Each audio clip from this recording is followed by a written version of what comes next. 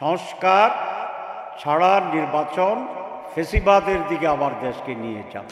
এই সরকারের কতগুলো কমিটমেন্ট ছিল, এই জাতিরও সে আকাঙ্ক্ষা ছিল যে আমরা জুলাই যে পরিবর্তন এনেছি তার রেজাল্টটা কি? তার রেজাল্ট হচ্ছে আমরা পিছনকে আর রিপিট করব না।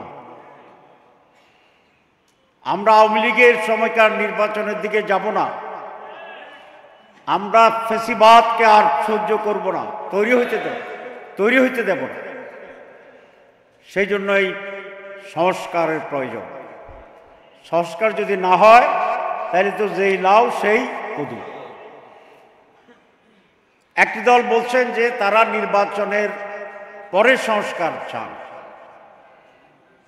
তো নির্বাচনের পরে যদি সংস্কার চান তাহলে নির্বাচনটা কিসের ভিত্তিতে হবে?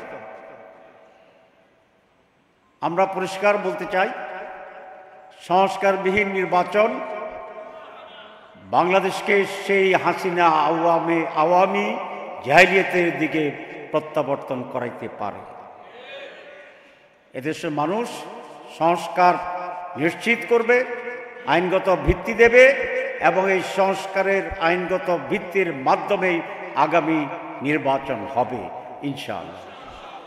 আমি প্রায় বলি ইমানের তিন অংশ।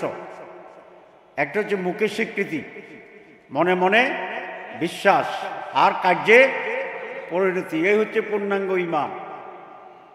সংস্কারেরও তিন ধাপ। এক হচ্ছে ঐকমত্য পোষণ করা, দুই হচ্ছে এটাকে আইনি ভিত্তি দেওয়া, তিন নম্বর হচ্ছে এটাকে বাস্তবায়ন করা। তো এখন একটা হয়েছে, আমরা ঐকমত্য হয়েছি, আর দুইটা হয় নাই, তাহলে সংস্কার হয়েছে? সুতরাং সংস্কার করেই আগামী নির্বাচন। যারা এটা চান না তারা সুষ্ঠু নির্বাচনের বিরুদ্ধে ষড়যন্ত্রে লিপ্ত।